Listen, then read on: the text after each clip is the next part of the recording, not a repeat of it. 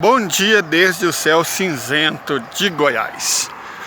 Muito bem, agora, a gente quer falar de duas coisas básicas. O protótipo de míssil hipersônico dos Estados Unidos e um pouquinho sobre a questão Sérvia. Vamos começar sobre o tal protótipo. Primeiro é um protótipo, o que significa que de você fazer um protótipo e mesmo assim bem lento, Mach 5, 5 vezes a velocidade do som. Para vocês terem uma ideia, o Avangard russo é 27 vezes a velocidade do som. Então é um hipersônico bem molengoide, Não é um trem assim que, oh meu Deus, Mach 5 poderia ser, caso ele venha a ser fabricado de verdade, detido com alguma facilidade pelo sistema S-500 e também pelo A235. Tem muita dificuldade, porque Mach 5 é um hipersônico bem lento, Bem lento, não é uma coisa que assusta, E mesmo assim de manobrabilidade limitada. Porque a questão não é só a velocidade, a questão é a manobrabilidade. E do Sarmat, do Kinjal, do Calibre e dos outros mísseis hipersônicos russos é muito alta, é uma manobrabilidade muito alta. Então é só, por enquanto, é só um petardo que voa 5 vezes a velocidade do som. Mas vamos lá, vamos conversar sobre os protótipos. Os Estados Unidos têm uma longa história com protótipos. Eles custam caro, O objetivo é dar lucro para o complexo industrial militar dos Estados Unidos.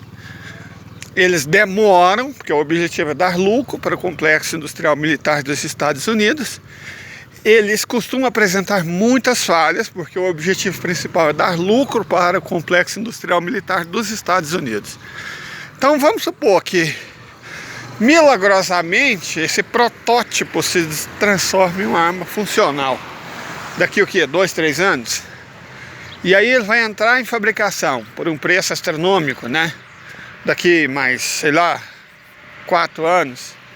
Ok, é uma arma muito inferior a que os russos dispõem, certo? Uma arma muito inferior a que os russos têm. Então, de verdade, não restaura o equilíbrio do chamado médio. Porque você tem um protótipo, ninguém se defende com protótipo, gente? Vamos ser franco aqui. Não existe defesa com protótipo. Então, é só isso, é um projeto que ainda tem que passar por muitas etapas até iniciar o processo de produção, processo de incorporação. Você tem que aprender a utilizar, você tem que treinar, capacitar a mão de obra, criar equipamento. Incorporar as Forças Armadas é outro processo. E os Estados Unidos vêm fazendo isso com notável ineficiência. Para vocês terem uma ideia, basta ver os porta-aviões que afundam, ou o F-35, Nossa Senhora, mais de 800 falhas de projeto. Nunca voou direito, tanto que para fazer aquele filme, aquela patriotada americana, Maverick, eles tiveram que usar um Sukhoi 57 russo. Então, não me assusta, certo? E a Sérvia? Bom, a Sérvia, como eu disse na minha live de hoje de madrugada, tá bem chuvoso. Bem chuvoso, olha só. Não vão atacar a Sérvia. Tem toda essa retórica, do hoje no submundo militar, dos cachorrinhos fraudiqueiros, da imprensa americana. Oh meu Deus, vamos atacar a Sérvia, vamos fazer com a Voivodina o que fizemos com o Kosovo. Olha, é muito mais fácil a Sérvia fazer com o Kosovo o que a Federação fez com o Donbass, fez com a Crimeia principalmente. Então, eu estaria muito mais preocupado se eu fosse um albanês étnico. Porque imaginar que os Estados Unidos, que é a OTAN, vão fazer alguma coisa de efetivo contra a Sérvia é muita inocência.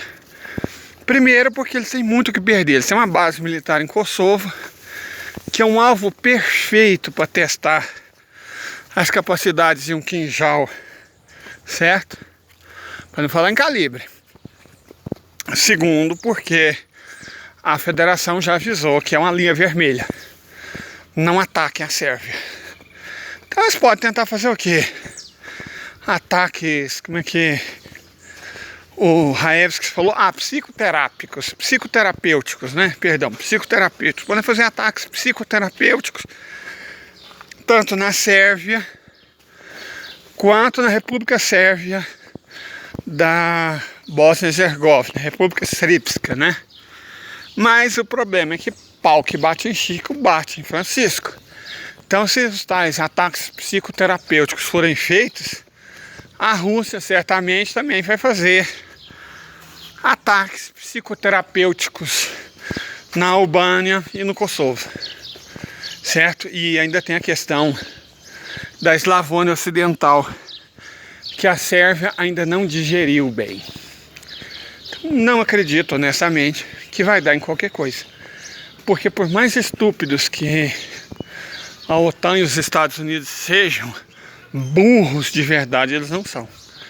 E por mais que a Europa esteja disposta a se sacrificar para defender os interesses dos Estados Unidos, como aliás eles têm feito, existe a questão da população, né?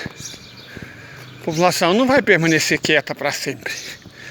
Os governos, sempre que está tendo eleição, estão retirando esses governantes pró-yankees e anti-europeus. E em caso de uma guerra aberta contra a federação, como a reação russa seria brutal, o clamor ocidental, clamor europeu, duraria bem pouco. Então é isso. Tenham um bom dia e não se preocupem. Até mais. Curtam e nos sigam.